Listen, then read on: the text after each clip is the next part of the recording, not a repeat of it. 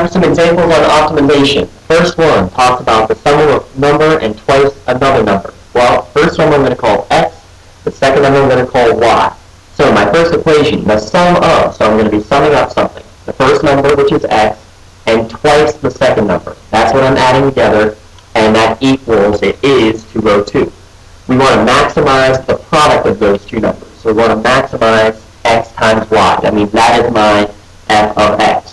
Well, I can't leave it just at that. I first need to find what y would be by itself. So that means I would do 2y is equal to 202 minus x divided by 2. Y equals, that would be 101 minus x divided by 2. Okay? Now I can plug this in to my primary equation, what I want to maximize. So to do that, I'm just going to rewrite this as x times now 101 minus x over 2.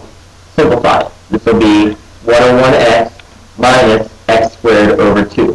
This is the same thing, 101x minus this divided by 2. I could also write that as 1/2 times x squared. Now is the time to take this derivative. So I will take f prime of x from this equation. So that will be 101 minus, when I bring that 2 down, it will just be a singular x.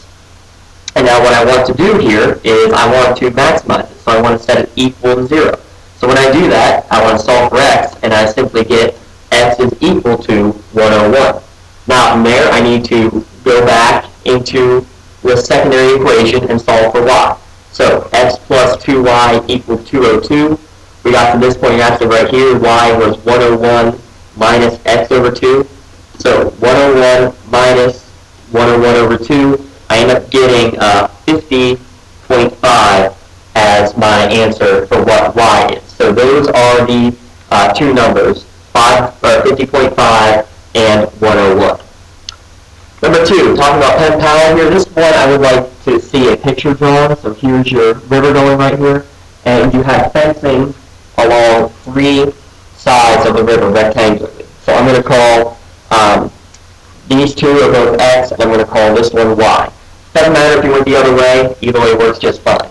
So my two equations, first the perimeter. So I have 2 x's and a y. The perimeter is 5,000 in total, and we want this area to be the largest. So again, the area is x times y. That's what I want to maximize.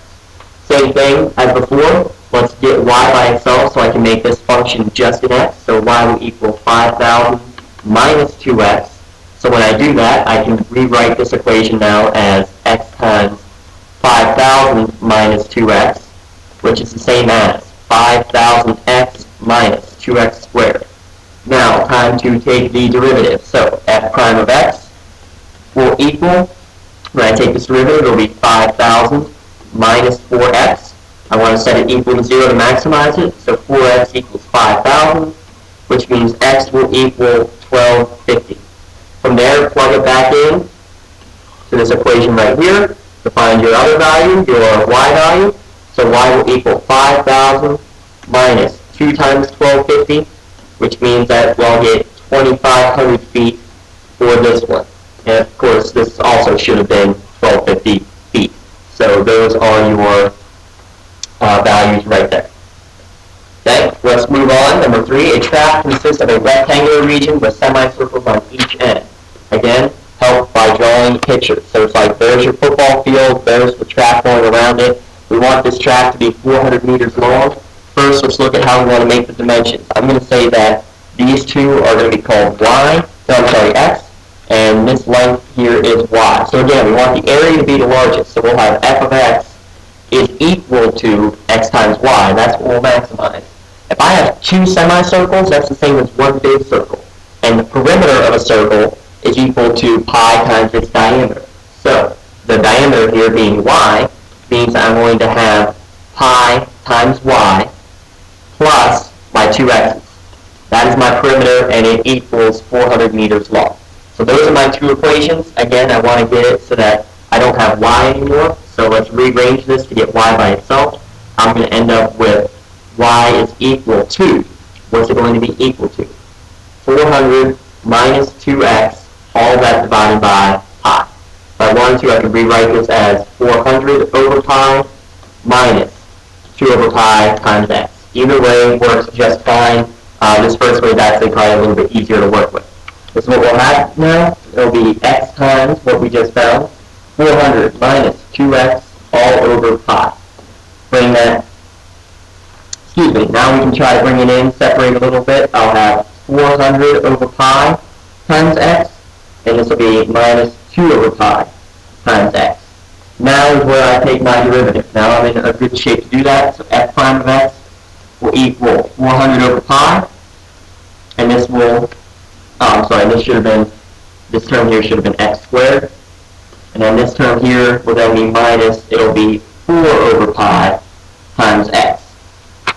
I want to again set this equal to 0. So when I do that, I'll get 4 over pi times x equals 400 over pi. If I multiply both sides by pi, the pi's just go away. So it's now 4x equals 400, which means x equals 100.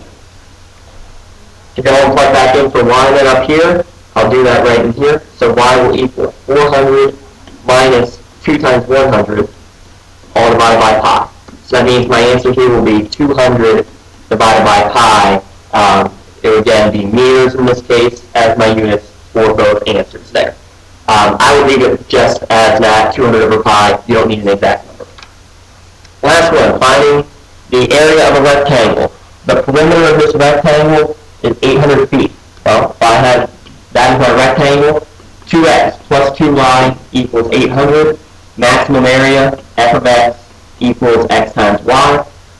To get y by itself up here, I'm going to have y will equal 400 minus x.